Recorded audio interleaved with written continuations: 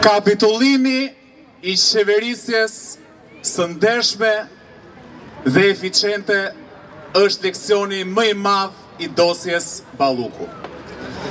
Në vend që të kemi konkurrencë në tendera, të cilat do të maksimizonin cilësitë dhe do të minimizonin kostot, në fakt kemi në operim vetëm principin e maksimizimit të shvatjes.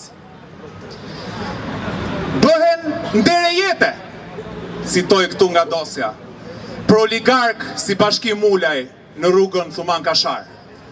Ndere jete të cilat më pas shkojnë në financime mediash, të cilat I mbajnë nison qeverisë dhe censurojnë çdo faktor të mirëshën opozitar.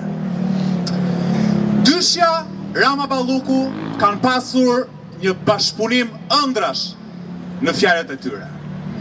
Kryeministri Rama, pasi e shkarkoi, u shpreh se ajo ishte e pasëvendësueshme, ndërsa Belinda Balluku tha që kishte ndjekur shembullin e Ramës, e cila sipas saj ishte shkolla më e mirë.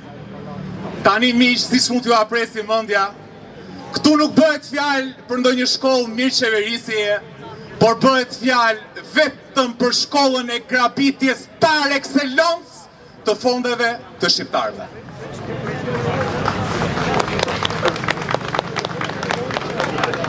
Nëse ne fajsojmë qeverinë për kapitullimin ekonomik, shtetëror, infrastrukturor, kulturor, arsimor, shëndetësor, shoqëror, timonieri I madh ka identifikuar një armik shumë të rrezikshëm dhe ogrukeq.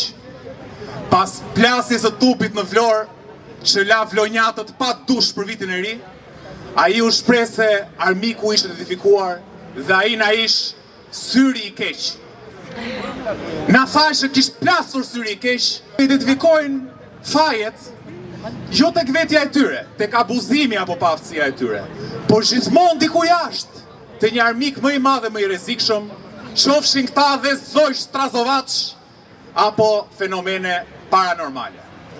Ama miq, ne duhet jemi racional. E të shënit racional nën kupton që të identifikojmë se syri I vetëm I keq që operon në territorin e Republikës Shqipërisë është syri I keq I Edi Ramës. Ndaj këtij syri të keq ka vetëm një antidot. Dhe ai antidot nuk është hudhra në xhepa, por është mobilizimi masiv në rrugë.